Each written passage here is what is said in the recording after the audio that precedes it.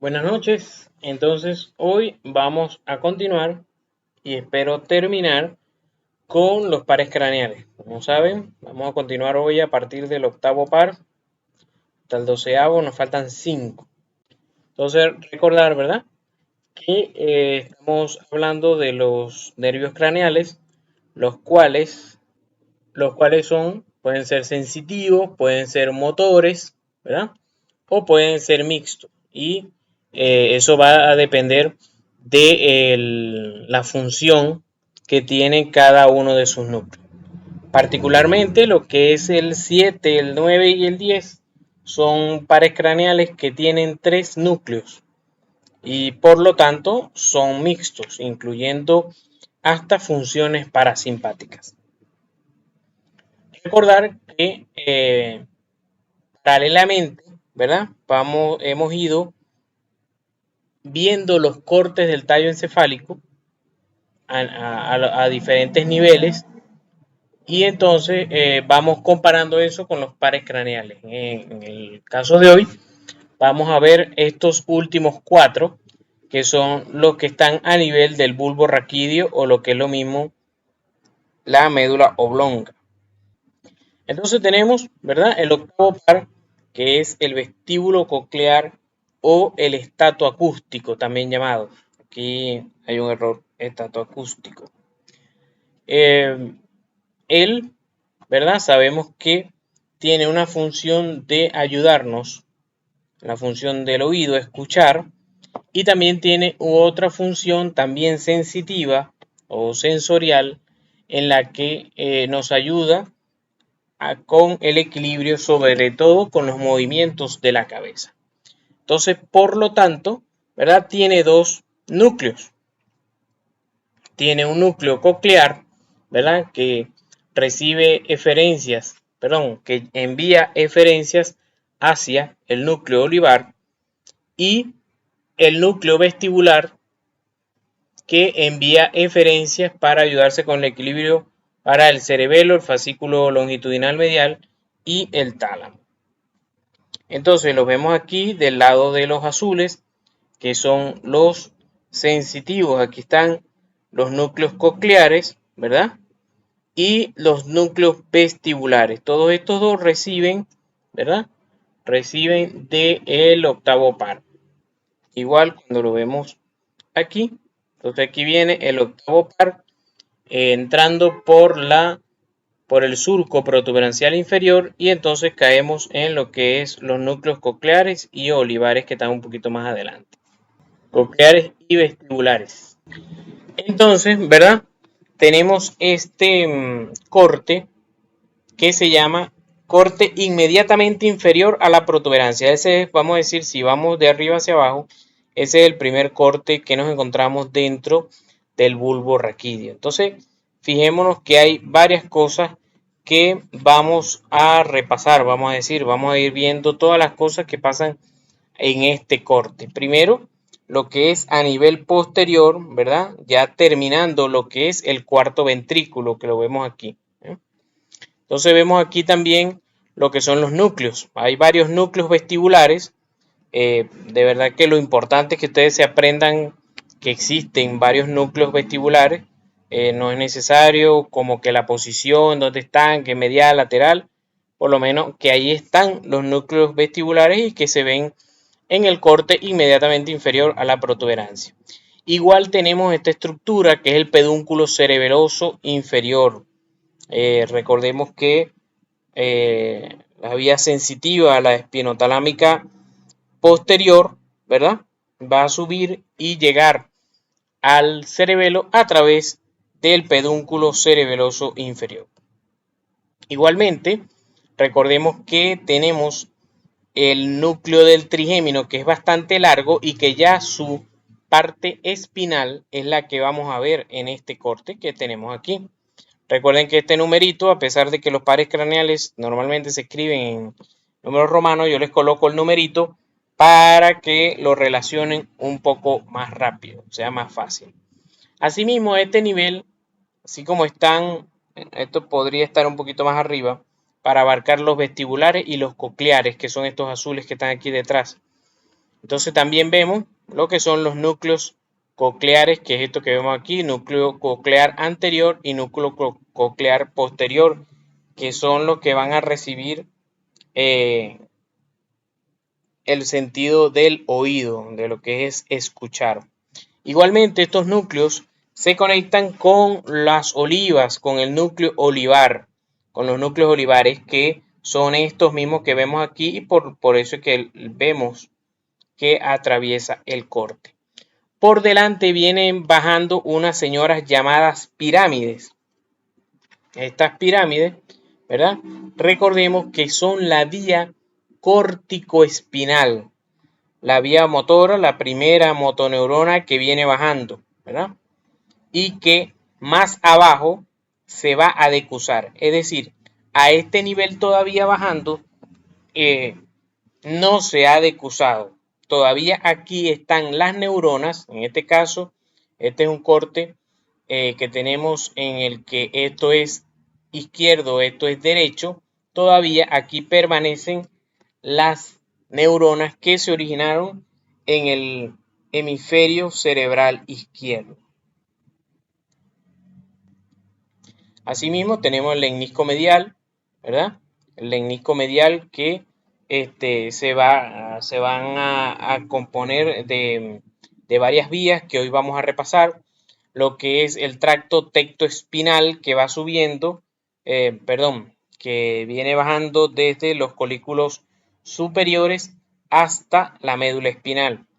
Igualmente tenemos el tracto espinotalámico lateral que viene subiendo. Y aquí el espinotalámico anterior. Recordemos que, el espinocerebeloso anterior. Recordemos que el espinotalámico lateral viene subiendo con información de dolor y temperatura. El tracto espinocerebeloso anterior viene con propiocepción inconsciente y va a llegar al cerebelo, por eso se llama espinocerebelosa, porque va a llegar al cerebelo a través del pedúnculo cerebeloso superior.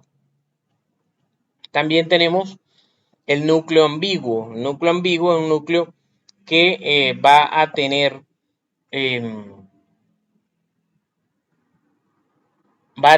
aferencias tanto de los nervios de los pares craneales 9, 10 y 11. La formación reticular, que es una estructura que ya hemos hablado a veces de ella, que tiene que ver con el sueño y la vigilia, que está dentro del tallo encefálico.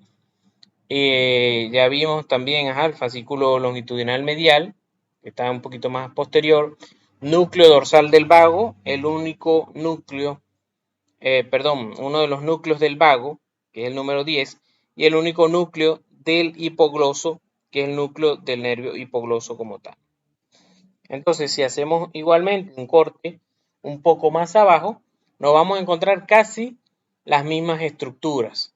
Fíjense que este corte se llama corte a nivel de las olivas, es el segundo corte. Igualmente, vamos a encontrar hacia este lado los núcleos vestibulares, hacia adelante los núcleos olivares, hacia los lados como unas orejitas, el pedúnculo cerebeloso inferior, ¿verdad? Sí vamos a ver como tal los nervios, el 12avo par, el núcleo del hipogloso, saliendo con su nervio respectivo por delante de las olivas. Fíjense que sale por delante de la oliva. Recuerden, o vamos a verlo en esta noche al final, que él es el único sale por el surco preolivar, que es este que está aquí.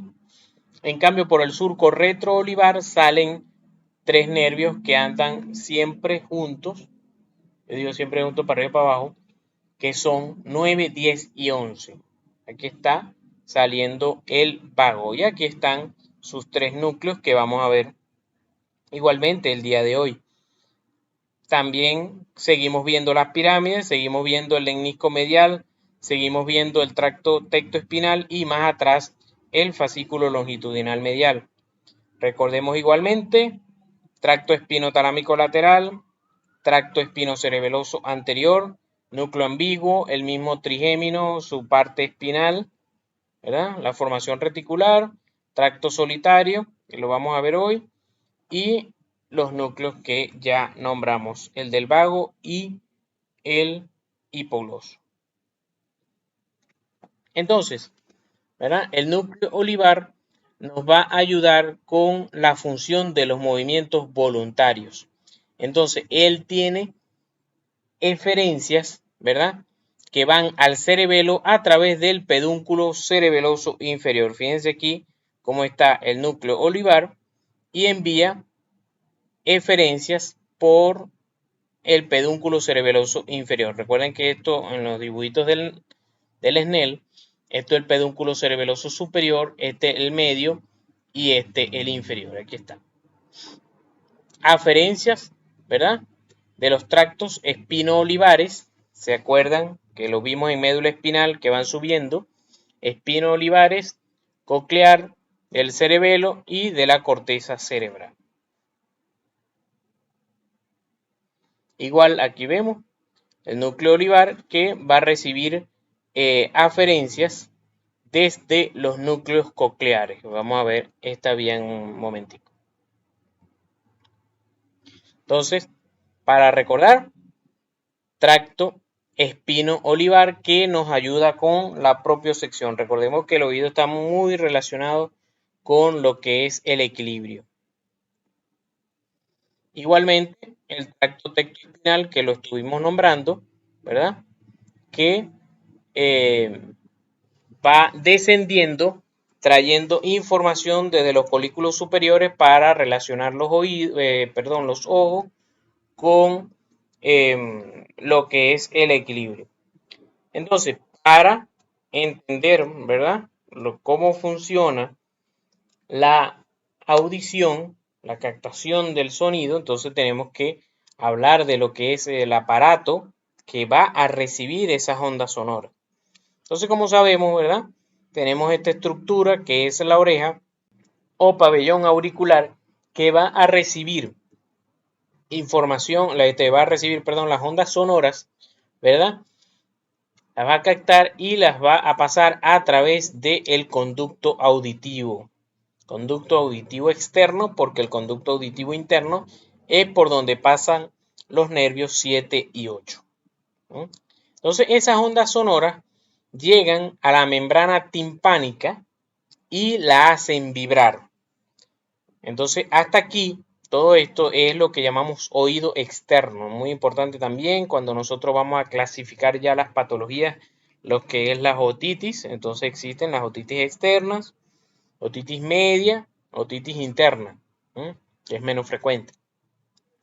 Entonces, el oído medio es donde está lo que es la cadena de huesecillos y contiene cierta presión de aire que le ayuda a la vibración y que esa presión se mantiene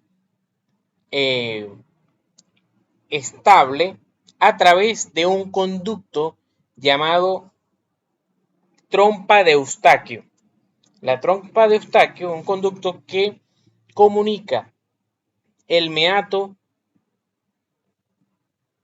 la parte posterior del meato medio con lo que es la membrana timpánica. Entonces, por eso es que cuando nosotros, por ejemplo, estamos subiendo en el páramo, estamos subiendo a muchos metros sobre el nivel del mar, ¿verdad? Que aumenta la presión, entonces nuestra membrana timpánica se abomba porque aumenta la presión. Esa presión que viene de afuera la bomba. Entonces, por eso, cuando nosotros tragamos, disminuimos la presión y volvemos a la membrana a su estado normal. En esos momentos, cuando tenemos la membrana abombada, ella se le dificulta vibrar y es por eso que disminuye en ese momento la captación del sonido. Entonces, cuando la membrana timpánica vibra, hace vibrar lo que es la cadena de huesecillos, que es el martillo, yunque y estribo, ¿verdad? Y el estribo termina y se articula con una estructura, ¿verdad? Que es la cóclea, exactamente en lo que se llama su ventana oval. Allí esa vibración llega la vibración llega a ese punto y hace vibrar un líquido que hay dentro de la cóclea, que es como un caracol, ¿verdad? Mantiene un líquido dentro llamado endolinfa, ¿verdad? Y ese líquido, al vibrar, hace vibrar unos cilios que contienen, que están dentro, ¿verdad? Del oído. Aquí, a este nivel, así más o menos como esto, pero esto es de la parte vestibular, pero es más o menos así. Son unas células que contienen unos cilios y entonces la vibración del agua, el movimiento, hace, las estimula para que, como siempre les he dicho, entonces en este caso, algo físico como son las ondas sonoras, finalmente se conviertan en un estímulo eléctrico que van por las neuronas. En este caso aquí están las neuronas, ¿verdad? Ya se consiguen aquí con la primera neurona de esta vía, que son los ganglios cocleares. Y de allí se van al tallo, como vamos a ir viendo. Entonces es importante que ustedes conozcan el oído como tal. En la clase de pares craneales ustedes no van a ver el oído. Hay una clase para eso. Sin embargo, a mí me gusta hablar un poquito del aparato para que ustedes puedan entender cómo finalmente el sonido llega, en este caso el sonido, o por ejemplo cuando les di la clase de ojo, cómo llega todo al par craneal. Entonces, cuando tú haces una otoscopia, ¿verdad? Seguramente todos, o por lo menos nos han hecho ese examen, ¿verdad? Un médico, donde se asoma en el oído y entonces lo que ve es la membrana timpánica o tímpano. Y entonces esta ceñita que vemos aquí es el sitio donde comienza el martillo, donde está el martillo. De hecho, cuando uno alumbra, lo normal es que haya un reflejo de la luz con que uno está haciendo la otoscopia. Y esa luz se debe dirigir hacia abajo y hacia adelante, independientemente del oído que uno está viendo. Entonces, por ejemplo, este es un oído derecho, en el que esto va a estar hacia abajo y hacia adelante, hacia aquí, hacia acá estaría la nariz, ¿verdad? Entonces, en el derecho normalmente está hacia hora 5, en el izquierdo está hacia hora 7. Entonces, ¿verdad?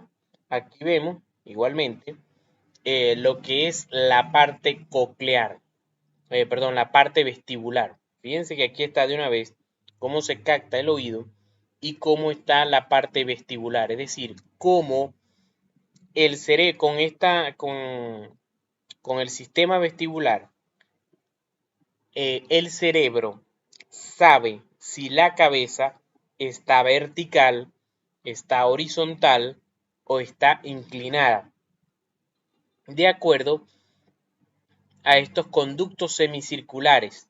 Fíjense que hay uno que está completamente vertical, hay uno que está completamente horizontal y hay otro que está oblicuo. Y de esa manera, cuando uno voltea de forma horizontal o lo hace de forma vertical, ese líquido dentro se mueve igualmente, estimula los cilios y envía al cerebro, ¿verdad? Como a manera de propiocepción, que la cabeza está cambiando de sitio. De hecho, esto actúa igual que los niveles que usan los ingenieros cuando se está construyendo una pared, que están colocando los bloques y siempre el que está colocando los bloques va midiendo de que se mantenga la horizontalidad de la pared. Han visto el aparatico que es como es un cilindro con agua y que tiene una burbujita dentro. Y con eso él ve si está algo ladeado o no. Entonces, así mismo, el líquido aquí se mueve y estimula los cilios y nos dice al cerebro si se está moviendo o no. Entonces, por ejemplo, por eso es que cuando nosotros en nuestra infancia nos poníamos a dar vueltas y vueltas y vueltas sobre nuestro propio eje, nos mareamos, porque el líquido se mueve tanto que pierde la posición en el espacio. Entonces, aquí ese estímulo se encuentra con la primera neurona, que sería en el ganglio vestibular, y entonces allí entra al tallo encefálico. Entonces aquí vamos a ver, ¿verdad? Un videito, más o menos también parte de la fisiología que les acabo de explicar.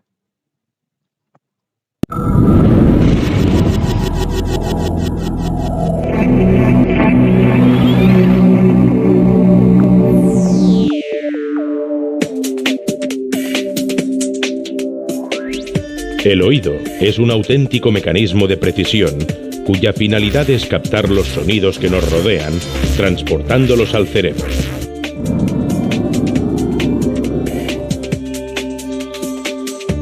Cuando se produce un sonido, el aire vibra creando una onda sonora. El pabellón auditivo capta la onda sonora y la dirige hacia el canal auditivo. Al final del conducto auditivo se encuentra el tímpano, que empieza a vibrar. Ya en el oído medio, el tímpano está comunicado con la cadena de huesecillos, martillo, yunque y estribo, que transmiten las vibraciones y las amplifican hasta la ventana oval del oído interno. En el oído interno, un líquido estimula las terminaciones nerviosas llamadas células ciliadas. Las células ciliadas envían impulsos eléctricos a través del nervio auditivo hasta el cerebro.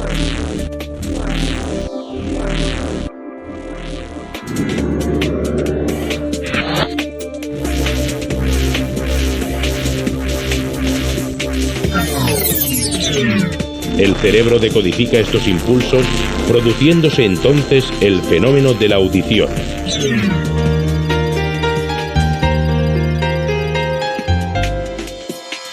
Los problemas de audición se han convertido en algo habitual en nuestra sociedad. El ruido producido en la calle, en los centros laborales e incluso en las propias viviendas sobrepasa a menudo los 100 decibelios, lo que daña el oído interno. Hay 3 tipos de pérdida auditiva. Neurosensorial, también conocida como perceptiva, se produce en el oído interno debido al deterioro de las células ciliadas que conducen los impulsos sonoros hasta el cerebro. Conductiva, también conocida como de transmisión, implica la obstrucción de alguna parte del oído medio o externo. El sonido no puede transmitirse a través del aire, sino a través de la vía ósea. Mixta. Es una combinación de pérdida neurosensorial y conductiva. Entonces, esta conductiva, cuando es conductiva, por ejemplo, cuando nos da de alguna manera sinusitis o por consecuencia alguna rinitis, viene líquido a través de la trompa de Eustaquio, moco, que llega aquí al oído medio y por lo tanto impide que vibre de manera adecuada la cadena de huesecillo y por lo tanto vamos a escuchar menos. Entonces esa pérdida que él hablaba, pérdida sensorial, eso puede ocurrir y está ocurriendo mucho con las personas que usan audífonos, alto volumen, sonido de alto volumen. Llega un momento en que esos cilios se cansan de ser estimulados, ¿verdad? Y por eso es que nuestros celulares siempre viven advirtiéndonos de que no pasemos el límite de la audición, porque ya eso está completamente estudiado, que la persona puede ir disminuyendo su audición. Fíjense que vamos a ver, ¿verdad? Lo que es aquí la vía vestibular. Entonces, fíjense que tenemos aquí vestibular, primera neurona, ganglio vestibular. Este que tenemos aquí, ganglio vestibular, que era este mismo que tenemos aquí, ganglio vestibular. Ganglio vestibular, ¿verdad? Pedúnculo vestibular o núcleo vestibular, y de allí sube a través del pedúnculo cerebeloso inferior para llegar al cerebelo. De verdad que es una vía corta. Entonces tenemos ganglio vestibular, núcleo vestibular y pasa a través del pedúnculo cerebeloso inferior para llegar como tal al cerebelo. Por lo tanto, esta es una vía que no es consciente. Recuerden que todavía que no pasa por corteza cerebral es subconsciente o inconsciente. Entonces, aquí les coloqué para recordar qué hacen estos núcleos, los núcleos vestibulares y los núcleos cocleares, que lo vemos aquí, que vamos a ver. Entonces, aquí tenemos, ahora, esa fue la vía vestibular. Ahora la vía coclear, que es la vía auditiva como tal, tiene más neuronas. Entonces, fíjense, primero, ganglio coclear. Facilito porque tenemos en la vía coclear. Ganglio coclear. Luego, núcleo coclear, que son estos que están aquí atrás y adelante del pedúnculo cerebeloso inferior, porque es este mismo corte, ¿ves? Núcleo coclear posterior, núcleo coclear anterior. De allí vamos a los núcleos olivares. De allí subimos por una estructura llamada lemnisco lateral. Lemnisco lateral. Esta estructura llega hasta el colículo inferior. Recordemos, una vez más, colículos superiores tienen que ver con el ojo, colículo inferior con el oído. Entonces, esta vía llega aquí. De aquí pasa al tálamo y del tálamo a la corteza cerebral, específicamente en el lóbulo temporal. Allí se recibe la audición. De eso vamos a hablar mucho mejor en corteza cerebral. Entonces, fíjense, aquí están todas las neuronas. Ganglio coclear, ¿verdad? Núcleo coclear, núcleo olivar, subimos por el lemnisco lateral, llegamos al colículo inferior, pasamos al tálamo y de allí llegamos a la corteza cerebral a través de la radiación acústica. Así como había una radiación óptica en el segundo par, existe una radiación acústica.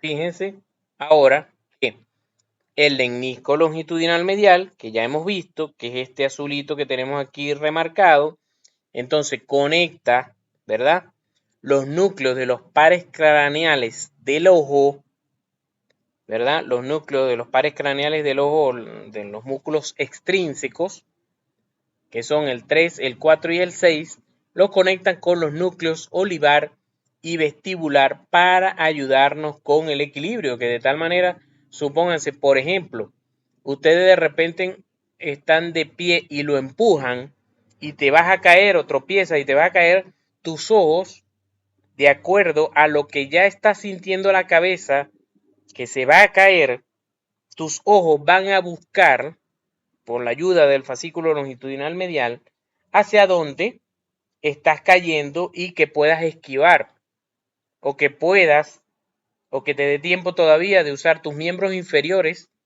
para no caerte.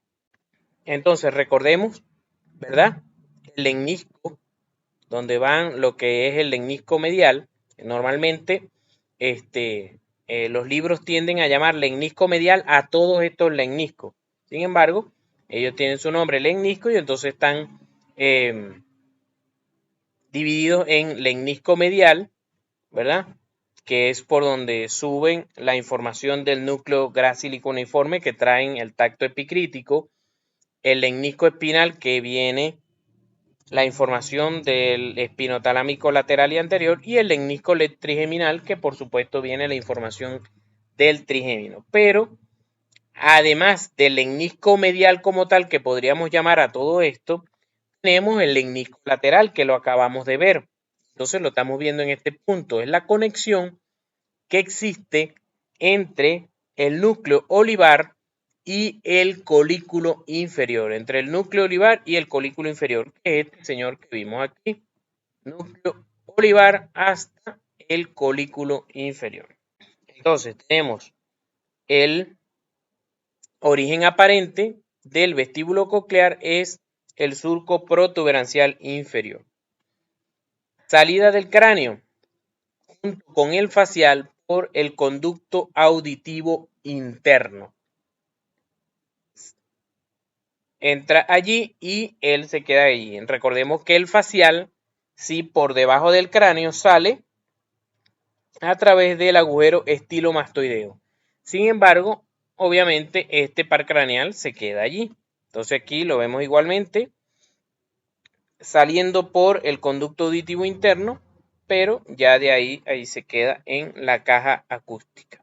Este video los voy a invitar a que lo busquen.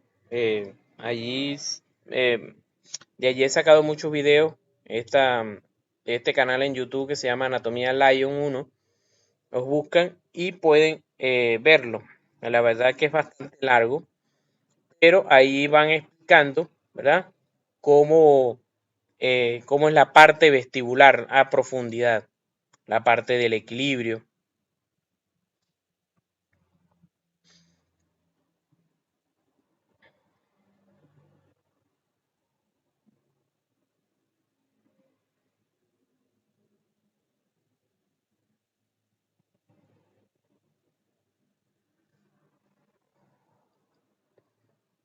O sea, la parte de la coclear, que es la que recibe el oído, el sonido, y esta es la parte vestibular, que es la que donde está el líquido, que nos ayuda con el equilibrio. Entonces están los canales semicirculares que les había dicho, uno que es horizontal, uno que es anterior y otro que es posterior. Este es vertical completamente. Este es horizontal.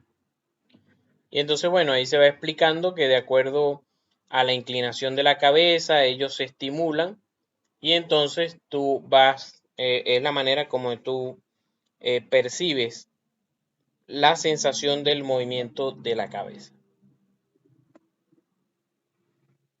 Aquí están las células con los cilios que envían la información hacia el nervio. ¿Mm? Y de esta manera se mueve.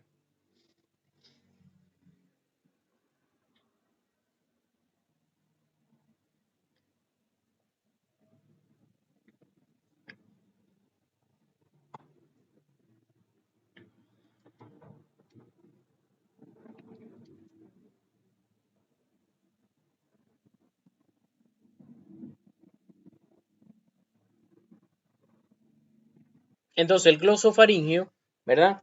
Tiene tres núcleos. Tiene un núcleo ambiguo, ¿verdad? Que se llama ambiguo porque lo comparte con el nervio vago. Es un núcleo motor y ayuda a los movimientos, a la parte motora de algunos músculos de la faringe. Por eso se llama glosofaringio. Y gloso es de lengua porque inerva el tercio posterior de la lengua, el tercio que me faltaba en el gusto. ¿Se acuerdan que el séptimo se encarga de los 2/3 anteriores de la lengua?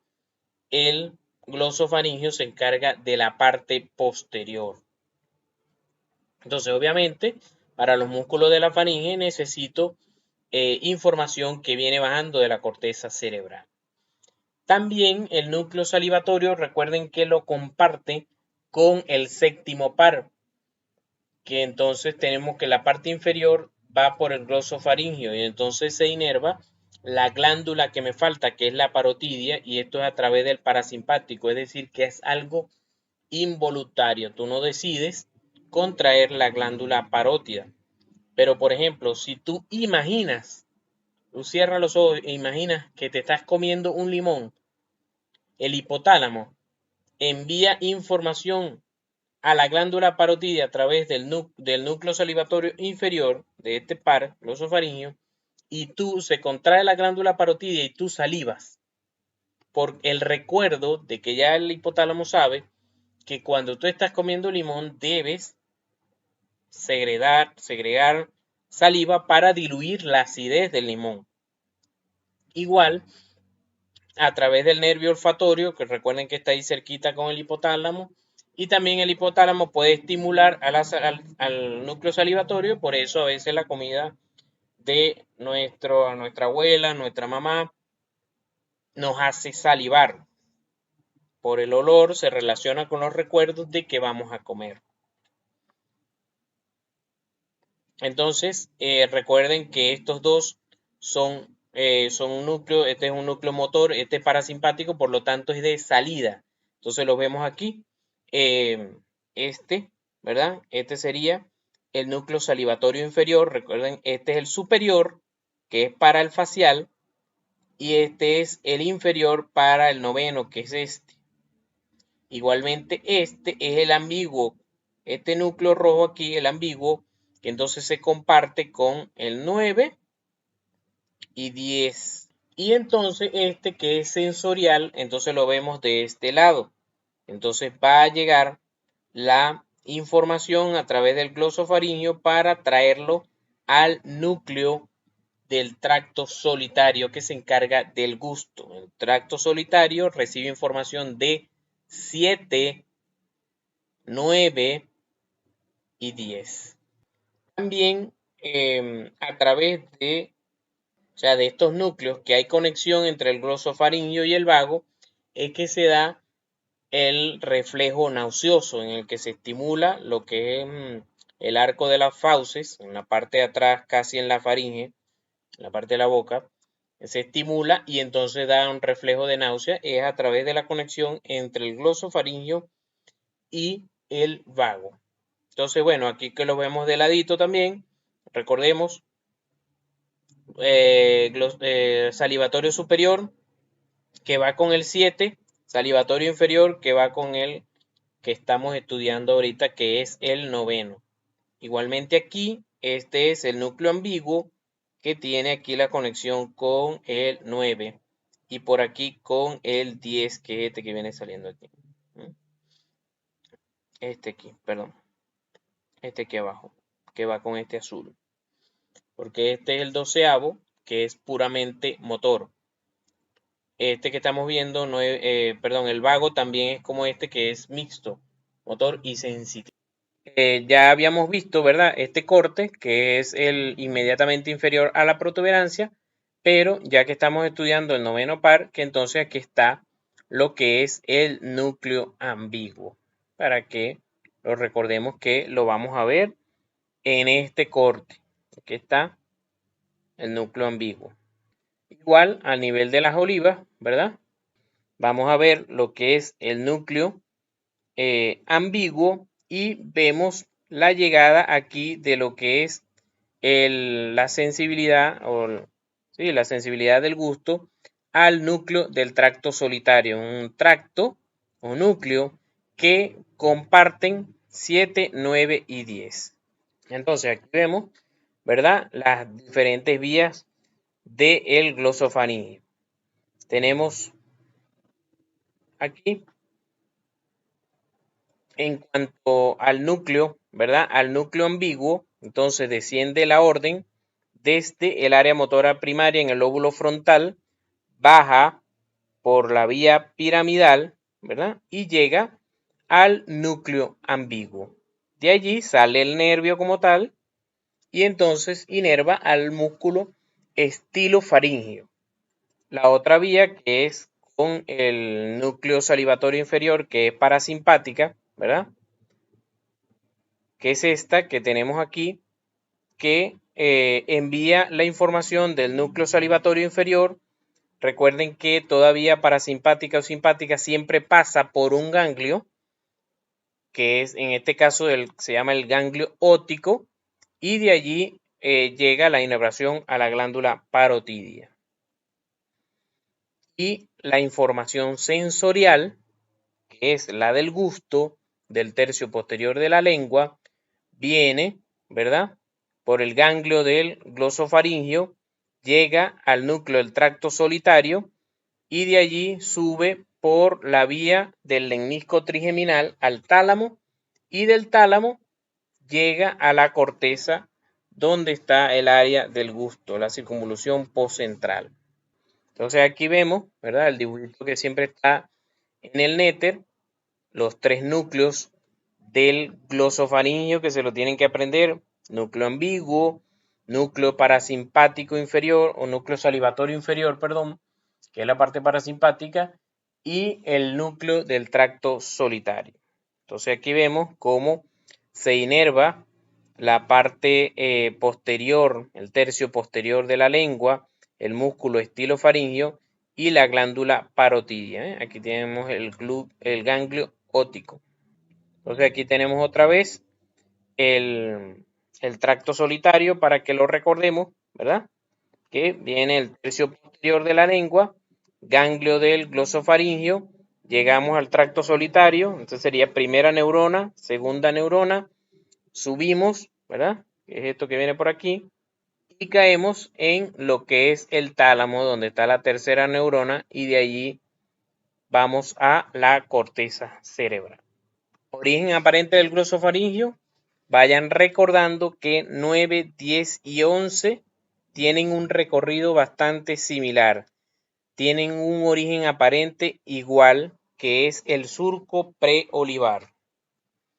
Y salen del cráneo los tres a través del agujero yugular. Aquí lo vemos.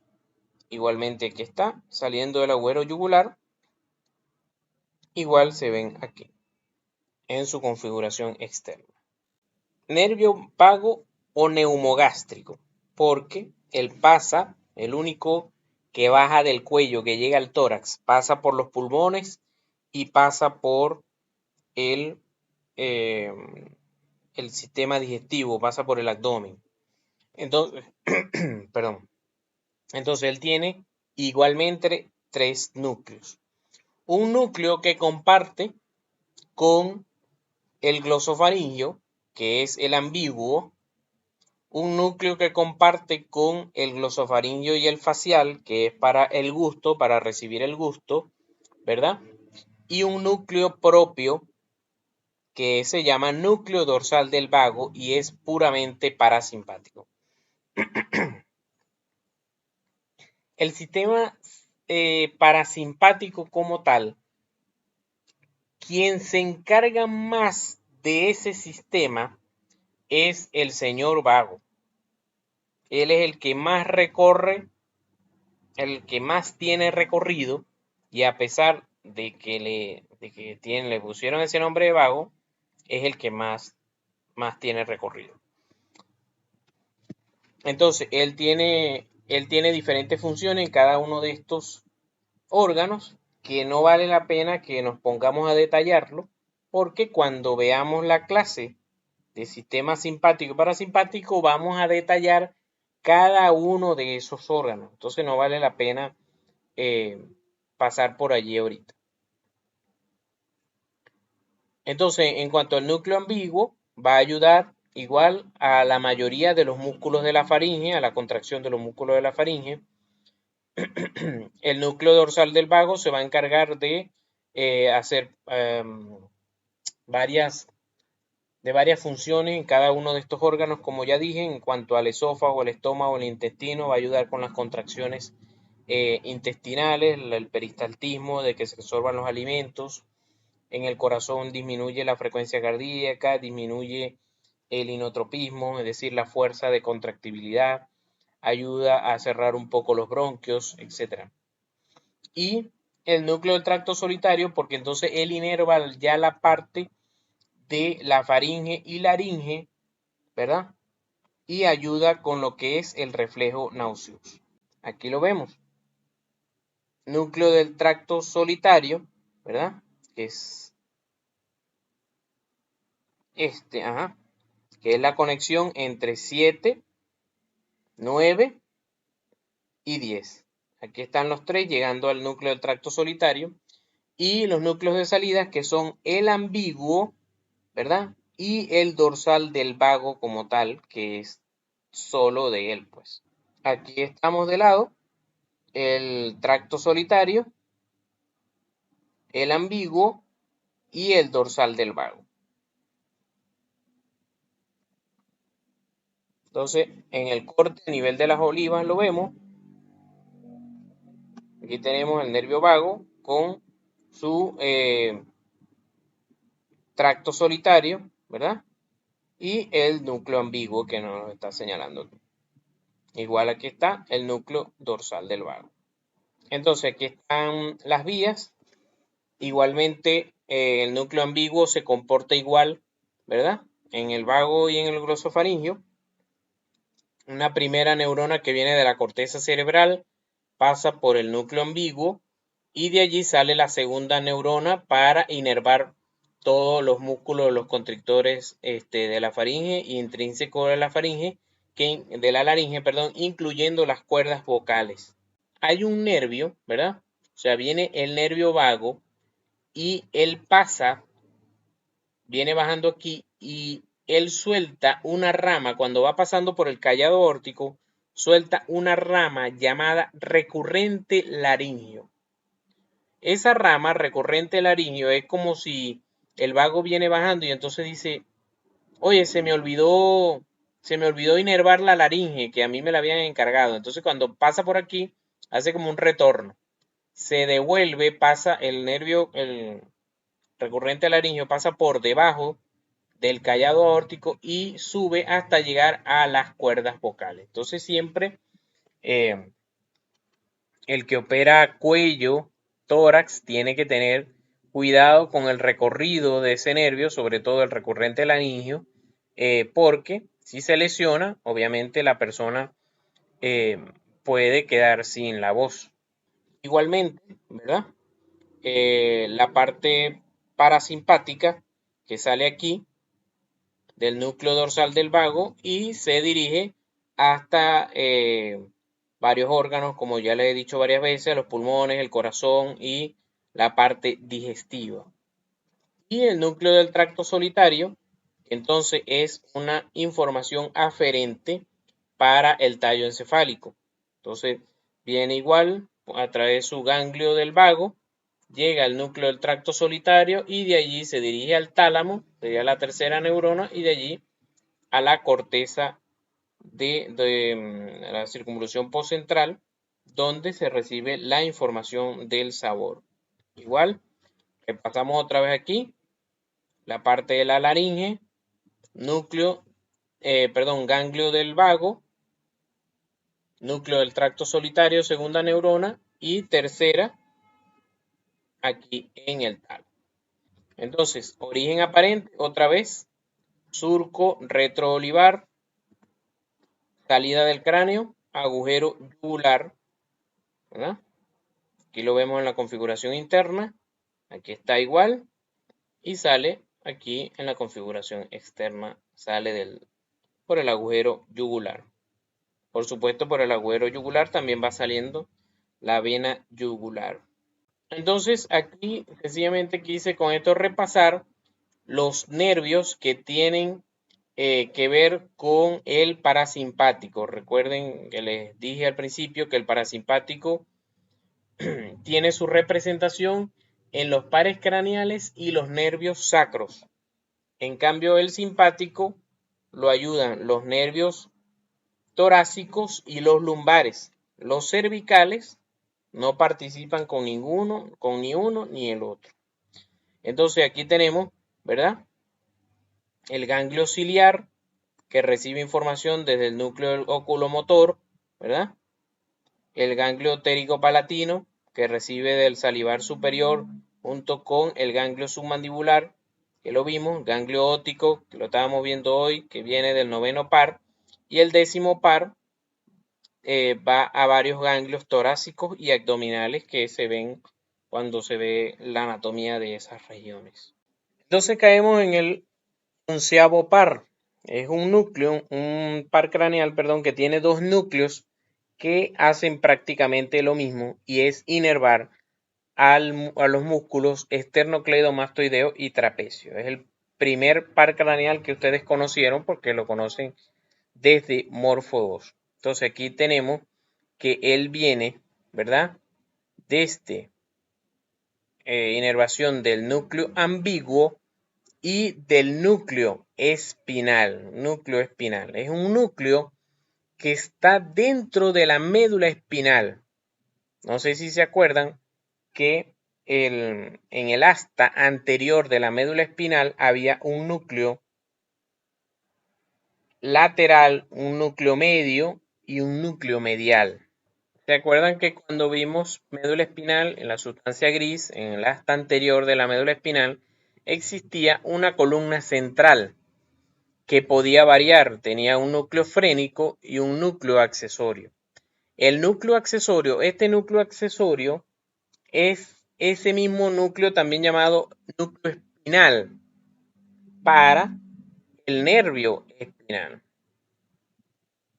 Por eso es que este nervio se llama accesorio espinal, porque tiene un núcleo que es accesorio, que está abajo en la médula espinal. Entonces, ya van a ver el recorrido de él. Por eso es que aquí está entonces el nervio espinal y trae del núcleo ambiguo y del núcleo accesorio.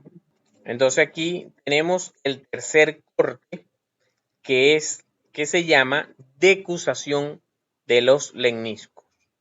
Entonces, se acuerdan que por aquí, esto que viene aquí, es la primera neurona de la vía sensitiva del tacto epicrítico y propiocepción consciente. ¿Se acuerdan que aquí, que yo les expliqué ese día, que la propiocepción consciente y el tacto epicrítico o el tacto fino entra por la raíz posterior, por el ganglio de la raíz posterior, pero no hace sinapsis en el asta posterior de la médula espinal, sino que sube de una vez por los fascículos grácil y cuneiforme. Es decir, ese axón de esa neurona que está en el ganglio de la raíz posterior sube de una vez sin hacer sinapsis aquí, que son estos que están aquí, grácil y cuneiforme. Bueno, esos van subiendo, subiendo, subiendo, y entonces llegan aquí al tallo, vienen por aquí, y llegan aquí al tallo y hacen sinapsis en este núcleo que está aquí, a nivel de bulbo raquídeo, núcleo, grácil y cuneiforme. De hecho, son estos mismos que vienen aquí, ¿verdad? Que vienen subiendo aquí y están aquí haciendo sinapsis en la segunda neurona. En la tablita de repaso se los dije aquí. Fino, la segunda neurona está en el núcleo de Gold y Burdach en el tallo encefálico. Sin embargo, de todos estos núcleos sí están en médula espinal, pero este está directo en el tallo encefálico y de allí sube por el lemnisco medial. Entonces este aquí y después de aquí, entonces esta sería la segunda neurona que va a subir por los lemniscos y hace una decusación para seguir subiendo. Igualmente tenemos las pirámides que viene bajando, que es la vía córtico-espinal que todavía no ha hecho su decusación bajando. Aquí está el núcleo del hipogloso saliendo por el surco preolivar, porque aquí están las olivas. Aquí está el núcleo espinal del accesorio, el núcleo espinal del trigémino, que es el quinto par craneal, ¿verdad? Y bueno, aquí venían los fascículos subiendo. Fascículo grácil y fascículo cuneiforme. Vemos igual el fascículo longitudinal medial y el espino talámico lateral que trae, recuerden, información de dolor y temperatura. Aquí están de una vez las dos vías de los dos núcleos. Recordemos que tenemos un núcleo ambiguo y un núcleo accesorio que está en el asta anterior de la médula espinal. Entonces, esa orden viene de la corteza, ¿verdad? La primera neurona baja por la vía piramidal córtico nuclear y llega tanto al núcleo ambiguo como al núcleo que está en el asta anterior de la médula espinal llamado núcleo espinal o accesorio. Resulta que, fíjense que este núcleo que tenemos aquí, que es el ambiguo, sale su neurona, pero esta neurona no sale por la raíz anterior de los nervios de la médula espinal, sino que estas neuronas sube paralelo a la médula espinal para irse a encontrar con la neurona como tal del núcleo ambiguo. Y entonces por allí es que salen. Fíjense otra vez, aquí están estas rojitas, estas neuronas rojitas son las neuronas que están en ese núcleo accesorio. Entonces sale ese nervio. Fíjense que esto es raíz anterior y raíz posterior de los nervios que van a ser los plexos y eso. Pero en cambio, estas neuronas suben, entran a través del agujero magno, se consiguen con las neuronas del núcleo ambiguo y de allí es que salen por el agujero yugular con los otros nervios. Entonces, fíjense, por eso que entonces en el agujero magno vamos a ver que sale como tal la médula espinal, pero entra la parte accesoria de este nervio espinal y después sale, es decir, entra en el cráneo por el agujero magno y sale ahora por el agujero yugular. Y entonces va a inervar al esternocleidomastoideo y al trapecio. Entonces aquí está el accesorio saliendo con su origen aparente saliendo del tallo encefálico por el surco retroolivar en conjunto con 10 y 9. Entonces aquí sale el cráneo por el agujero yugular. Entonces él entró al cráneo por el agujero magno, pero sale por el yugular. Igual aquí lo vemos. Fíjense que aquí en el foramen magno, entre las estructuras que entran y salen, está raíz espinal del nervio accesorio. Y entonces sale después por el agujero yugular. Aquí está otra vez. Nervio accesorio. Y entonces, aquí lo vemos cuando volteamos el cráneo por debajo. Aquí sale también por el agujero yugular. Por último, entonces tenemos al 12º par, que es el hipogloso. Se llama así porque inerva los músculos de la lengua. Los músculos intrínsecos de la lengua. Tiene un único núcleo llamado núcleo del hipogloso. Entonces lo vemos aquí, este núcleo que vemos aquí, que es puramente motor, y entonces sale el 12º par. Aquí lo vemos, núcleo del hipogloso y sale aquí. Entonces aquí vemos el primer corte. Si ustedes buscan el Snell, obviamente el Snell va a empezar de abajo hacia arriba y el primer corte es el corte de la decusación de las pirámides. Se van a encontrar con este. Entonces aquí fíjense que esto es la representación de esto. Esto aquí, fascículo grácil subiendo, cayendo en el núcleo grácil. Fascículo cuneiforme subiendo, cayendo en el núcleo cuneiforme. Entonces aquí igual, fascículo grácil, núcleo grácil. Fascículo cuneiforme, núcleo cuneiforme. Y esos son fascículos que vimos abajo en la médula espinal. Aquí obviamente ya se está terminando, ¿verdad? El núcleo espinal del trigémino, que es este que vemos aquí, Núcleo espinal del trigémino con su fascículo, que va a ir subiendo, el núcleo longitudinal medial, la raíz espinal del accesorio, aquí está el núcleo accesorio, y por supuesto las protagonistas de este corte que son las pirámides. Aquí venían las pirámides desde arriba, venían aquí, la neurona que viene de la corteza, la neurona piramidal, y se va hacia atrás, hace una decusación, es decir, se cruza hacia el otro lado para seguir bajando por este lado, que se llama tracto córtico espinal. Entonces, aquí lo vemos. Vía piramidal, córtico espinal, viene aquí anterior y después se va hacia atrás y cruza hacia el otro lado para ir formando el tracto córtico espinal lateral y viene bajando y lo conseguimos en médula espinal, tracto córtico espinal. Obviamente que está en los tractos descendentes, córtico espinal lateral que se decusa y las que se quedan anterior es porque no se decusaron, algunas no se decusan, pero en un 10% que no se decusan. Entonces aquí, como ya sabemos, tenemos igual para recordar que al nivel de la decusación de los lemniscos podemos igualmente ver el núcleo del hipogloso. El núcleo del hipogloso, entonces, la primera neurona, ¿verdad?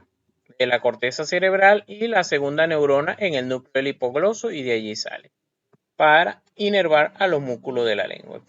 Los músculos de la lengua lo van a ver en la clase de boca en digestivo. Es la primera clase de la última unidad de morfo.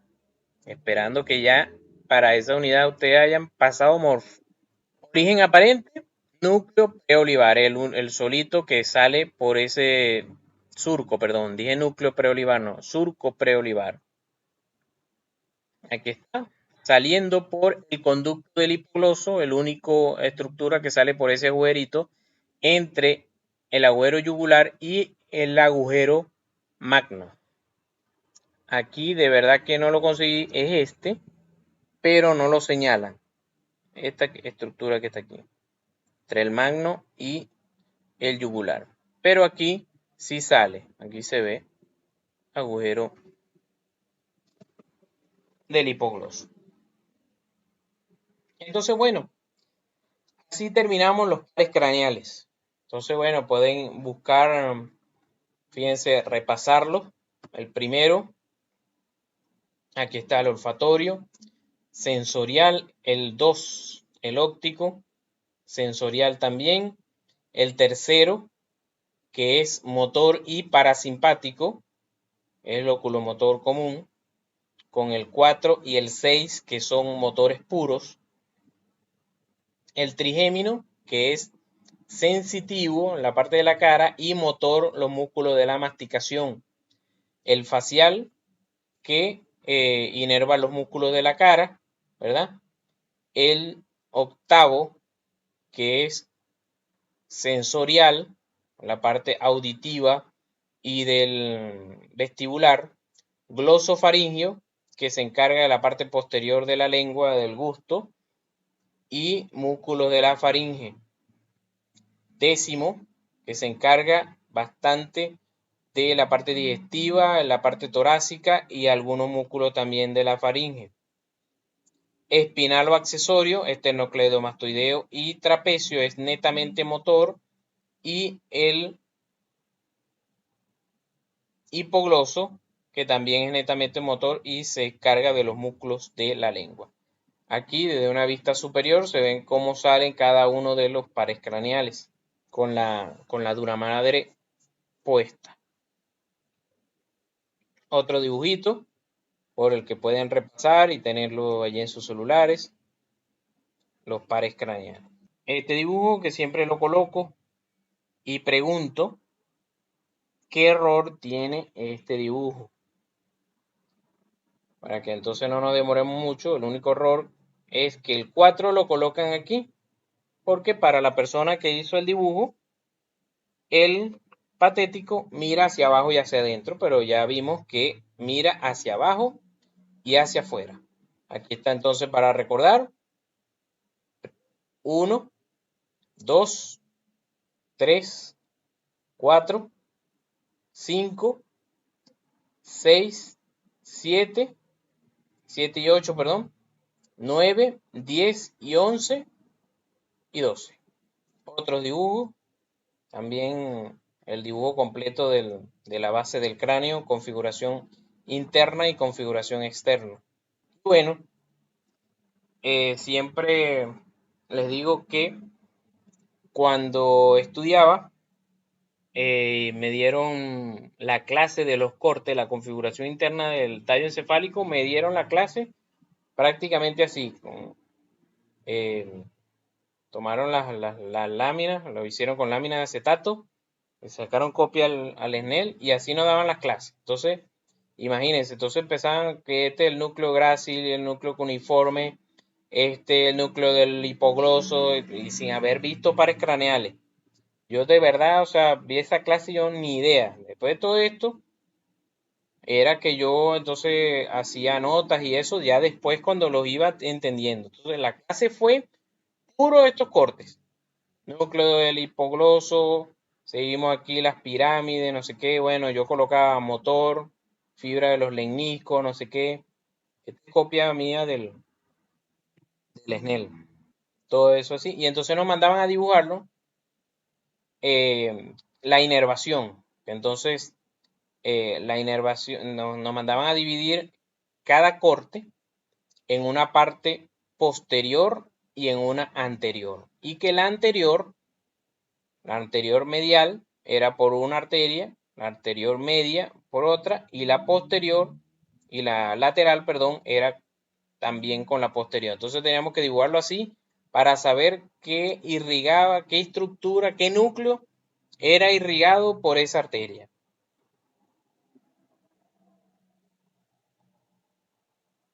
Ganglio de Gasser, el trigémino. Y bueno, de verdad, sinceramente, que espero que no les pase. Y bueno, fue un placer haber estado todo este rato con ustedes. ¿Alguna pregunta? ¿Alguna duda por ahí? A la orden, Perla.